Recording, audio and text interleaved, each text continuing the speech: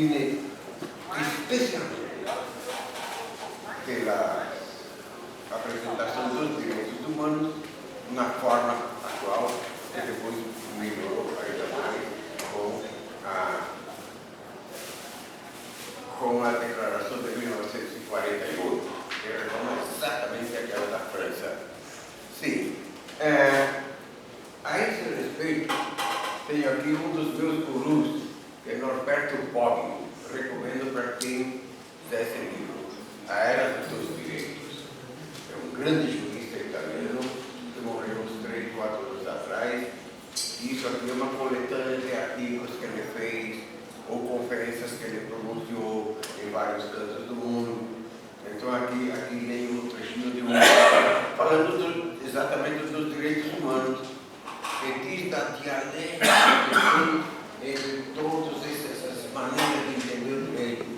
Direito não escrito, direito universal, direito dos povos, direito natural, direito positivo. É isso aí. Então ele diz o seguinte, essa grande autoridade. A Declaração Universal de 48 contém em germe uma síntese de um movimento dialético. Eu comecei lá atrás nos mitos.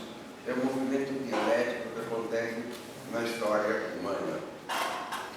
Movimento dialético que começa pela universalidade abstrata dos direitos naturais.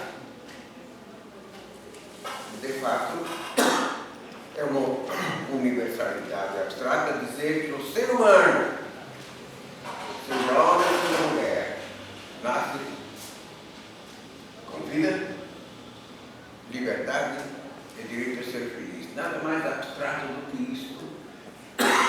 Então, começa com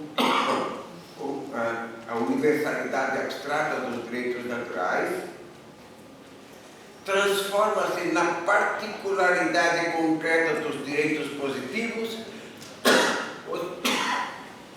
ou seja, a Revolução Francesa e Americana traduziram esses direitos naturais abstratos em direitos positivos escritos na lei. A Declaração dos Direitos Humanos do Homem da Revolução Francesa cita os 3, mais um quarto, como eu disse, que é a da propriedade. Então se tornam direitos positivos e terminam na universalidade,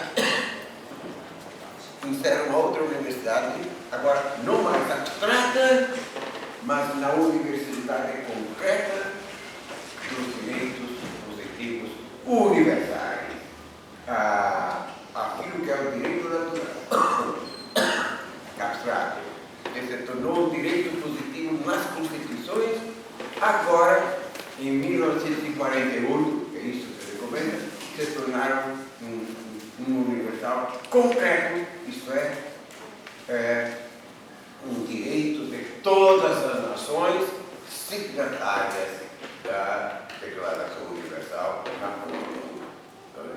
É um universal concreto, muito mais do que a concretude desses direitos humanos na nossa Constituição, que valem para nós, como estão escritos lá, mas que, entretanto, esses mesmos direitos passam para a universalidade do mundo através dessa carta declaratória da ONU em 1948. Só para dizer. Por gentileza, repete o autor, por favor. Como é que é? Repete o autor do livro. O autor é Norberto Bobbio.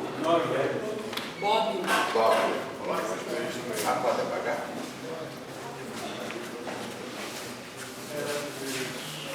Isso. Então escreve. Secretário para todos, quebra mais. Norberto, isso. Obrigado. Você esqueceu. Muito obrigado. Foi um amigo que trouxe ali. Esqueceu de mais. Obrigado. Bem, agora vamos falar de 3 personalidades. Primeiro canto, que falo bem rapidamente porque nós vamos tratar dele por 3 palestras sucessivas: a filosofia, a ética e a política na sua lente. Então, Kant radicaliza, como eu disse no começo, o subjetivismo inaugurado por Descartes. No lugar da filosofia agora passa a ser o próprio pensamento humano, a consciência humana. E Kant radicaliza isso. Se trata então de saber o que é que nós podemos conhecer. E são as 3 perguntas clássicas válidas até o dia de hoje. Que posso saber? Crítica da razão pura. Bolo mágico. Um alambique. Tentativa de descobrir como é que funciona a teoria do conhecimento humano. Então, o que posso saber? O que devo fazer? Crítica da razão prática. A ética, toda ética, o que é que eu tenho obrigação de fazer? Tenho obrigação de fazer uma coisa só: obedecer ao imperativo moral, imperativo categórico. Terceira pergunta, que posso esperar? Que seria a pergunta religiosa. E bem no fim da vida, Kant escreveu um livro sobre a religião nos limites da razão. Foi um grande fracasso. Os teóricos, que eram colegas dele, na universidade, se queixaram amargamente de Kant, e ele morreu com essa amargura por dizer que não o entenderam, mas entenderam muito bem. É um pensamento fracassado, mas temos que dar todo o desconto, seja da idade, seja das doenças que ele tinha, seja da cegueira que o perseguiu, seja todos esses fatores então negativos da vida. Bom, pesaram para esse comentário que ele fez sobre a religião. E quarta pergunta, sintetizando todas elas: quem sou eu? É a mais importante de todas. Quem somos nós? Quem conhecemos? Quem nos comportamos? Quem esperamos em alguma coisa? Não conheço direito nenhuma dessas 3. Não conheço nenhuma. Entretanto, quem sou eu? E a resposta que vem a todos nós é essa: somos um mistério. Não no sentido religioso, mas no sentido que nós somos insondáveis. Por mais ciências que se ocupem do ser humano, nenhuma resposta a tudo que nós somos. Seja a biologia, a fisiologia, a psicologia, o direito, enfim, todas as ciências, não esgotam tudo que o ser humano é, porque ele pode ser todo entendido diferente.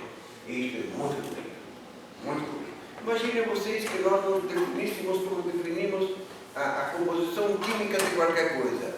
Então o ser humano é isso. Essa composição assim somos nós. Não teria graça mais.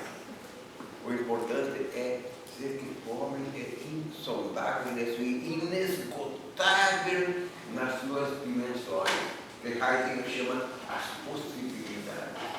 Nós temos, na nossa vida, eu um pouco mais que vocês, estou escutando